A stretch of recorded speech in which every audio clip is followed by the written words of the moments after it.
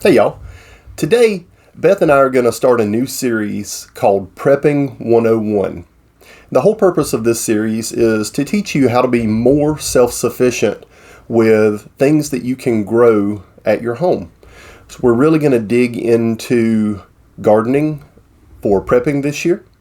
And we're going to walk you through the entire process, everything that we're doing starting today in January, all the way through our gardening season throughout the entire year, from seed starting, soil prep, getting the plants in the ground, how they do, if everything's doing well. If we fail miserably at it this year, we'll see the good, we'll see the bad, hopefully not, but there's always going to be some plants that just don't do well. And that's one of the things that we really want to highlight is some of the challenges that you can have as a prepper with growing a garden and being self-sufficient. Prepping 101.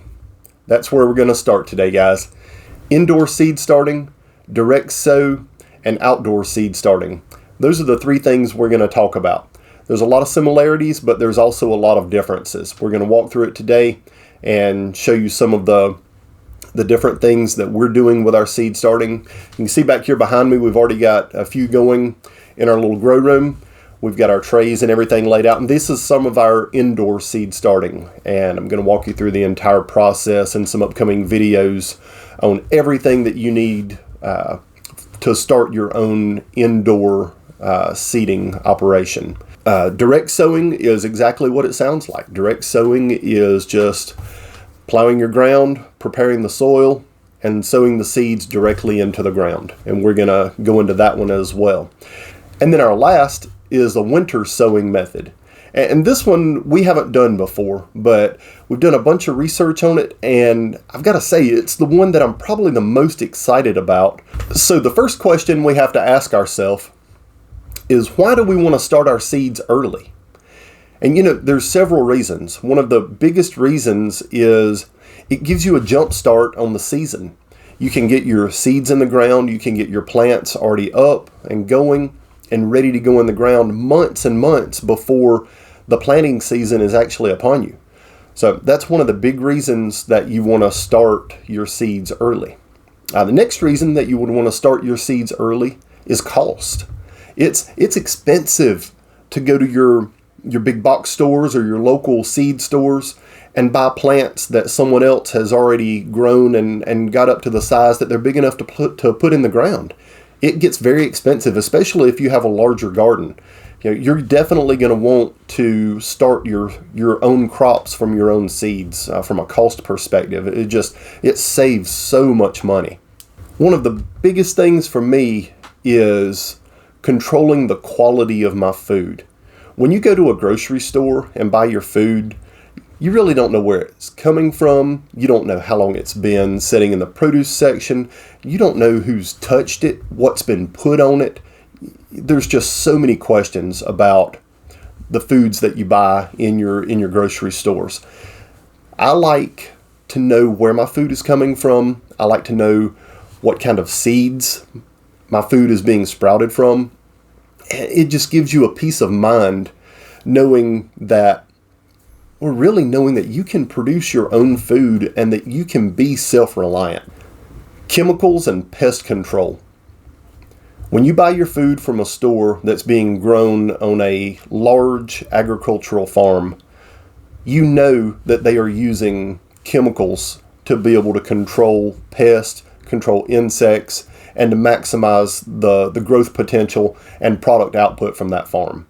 So let's go into a little bit more detail about the different methods of sowing or seeding your plants. The first one we're going to talk about is direct sowing. And direct sowing is exactly what it says. You're putting the seeds directly into the ground and letting the plants grow from there. One of the reasons that you may want to direct sow is if you're doing quick crops.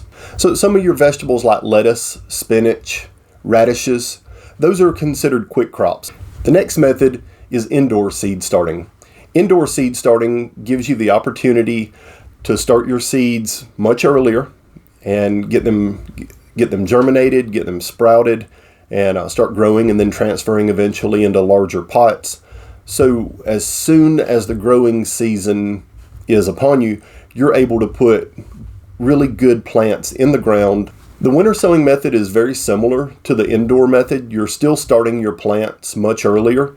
The big difference is with the winter sowing method, you're starting your plants outdoors instead of indoors, almost in a little miniature self-contained greenhouse / terrarium. And we're going to show you guys in another video how to actually build those and set those up.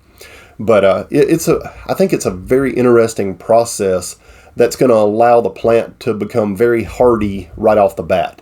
One of the big benefits that I've seen so far with the winter sowing method is the plants they're already outdoors, so they're already more acclimated to the changes in temperature and changes of environment. But they are also a lot lower maintenance plant than our indoor sowing method back here behind us. These plants you have to tend to daily. With the winter sowing method, the plants, you still have to water them and kind of watch them, but it's not like it's a daily type deal. They're a lot more hands-off than your indoor seed starting method. So a couple of benefits to indoor seed starting are it's a really controlled environment. So you control every aspect of that plant, from the light that it gets, the water that it gets, the soil that it's in, the darkness, the temperature, everything. You control every little variable with that plant with your indoor seed starting. So some important considerations before you decide which method you want to use, whether it's indoor seed starting or winter sowing or direct sowing, are one of the big things is cost.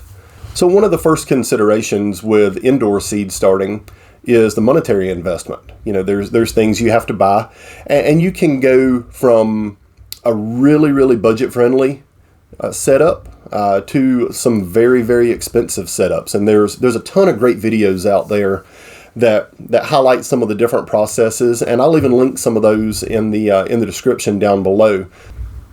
There are things with this that you do have to buy. You've got to buy your lights and your seed pods, your racking system, wherever how you want to hang your lights, your soil, your seeds, and things like that.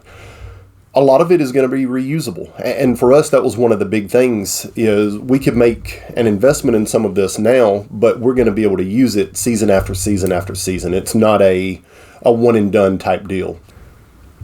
Indoor seed starting does require a time investment. They have to be checked on a couple of times a day. You've got to check the water. You've got to check the water level. You have to check the lighting. And you're babying your plants because you want to see them grow and you want to see them mature. Another consideration with indoor seed starting is once the plants are getting close to going outside and being planted in the ground, you need to start taking those plants outside daily and letting them harden off.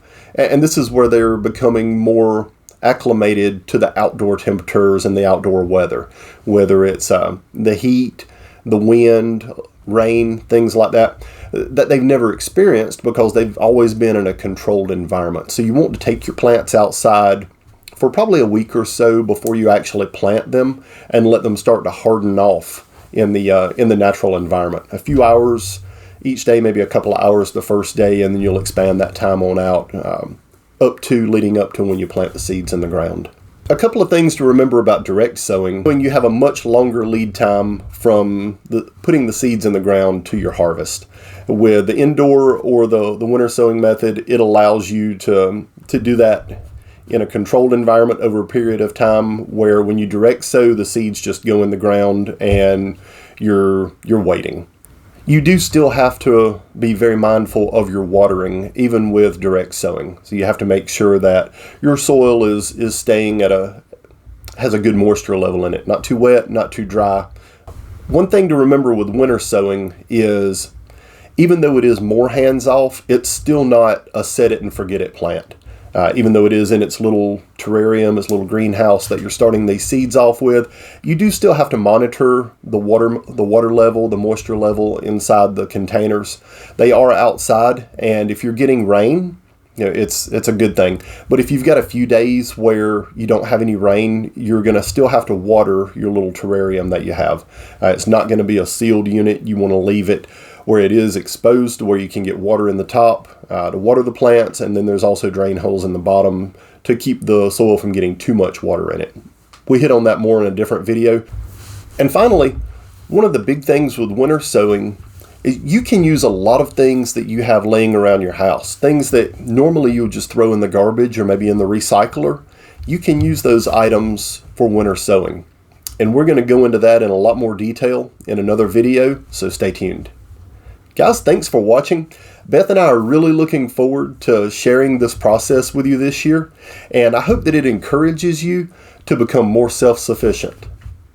See you next time.